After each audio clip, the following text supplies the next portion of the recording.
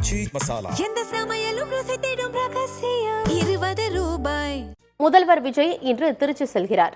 இது தொடர்பான விவரங்களை அங்கிருந்து தருகிறார் செய்தியாளர் சந்தானம். நடைபெற்று முடிந்த சட்டமன்ற தேர்தலில் தமிழக முதலமைச்சர் விஜய் பெரம்பூர் மற்றும் திருச்சி கிழக்கு சட்டமன்ற தொகுதியில் போட்டியிட்டு வெற்றி பெற்றிருந்தார்.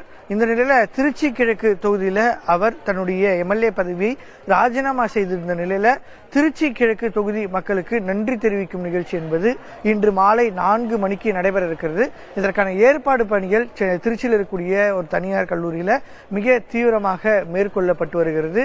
தமிழக முதலமைச்சராக பொறுப்பேற்பதற்கு முன்பு தாவேக தலைவர் விஜயாக அவர் மக்கள் சந்திப்பு நிகழ்ச்சிக்கு எவ்வாறு ஏற்பாடு செய்யப்பட்டதோ அதே போன்று இந்த நிகழ்ச்சிக்கான ஏற்பாடும் செய்யப்பட்டிருக்கிறது. மேடை எதுவும் அமைக்காமல் அவருக்காக ஏற்பாடு செய்யப்பட்டிருந்த அந்த பிரச்சார பேருந்து மேலே நின்று அவர் பேசும் வகையில ஏற்பாடுகள் செய்யப்பட்டிருக்கிறது. நம்ம பார்க்கிறோம் 5000 நபர்கள் அமரும் வகையில இந்த நிகழ்ச்சி அரங்கு என்பது தற்போது ஏற்பாடு செய்யப்பட்டு இறுதி கட்ட பணிகள் என்பது மேற்கொள்ளப்பட்டது. நேற்று மாலை மழை பெய்ததன் காரணமாக இந்த பகுதியில் சேதம் ஏற்பட்ட நிலையில் அதனை சரி செய்து இறுதிக்கட்ட ஏற்பாடு பணிகளை மேற்கொள்ளக்கூடிய பணி என்பது நடைபெற்று வருகிறது.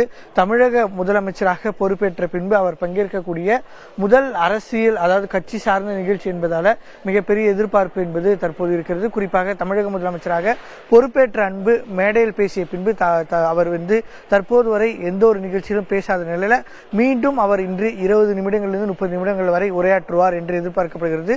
குறிப்பாக எதிர்க்கட்சிகள் சட்ட ஒழுங்கு பிரச்சனை உள்ளிட்ட பல்வேறு விவகாரங்கள் தொடர்பாக தொடர்ந்து கேள்விகள் எழுப்பப்பட்டு வரும் நிலையில அதற்கு பதிலளிக்கும் விதமாக தமிழக முதலமைச்சரும் தாவேக தலைவருமான விஜயனுடைய உரை என்பது இன்று இருக்கும் என எதிர்பார்க்கப்படுகிறது. புதிய தலைமுறைக்காக ஒளிப்பதிவாளர் ஜோஷுவாவுடன் சந்தானகுமார். ஆச்சி மசாலா. எந்த சமையலும் ருசி தேடும் ரகசியம் 20 ரூபாய்.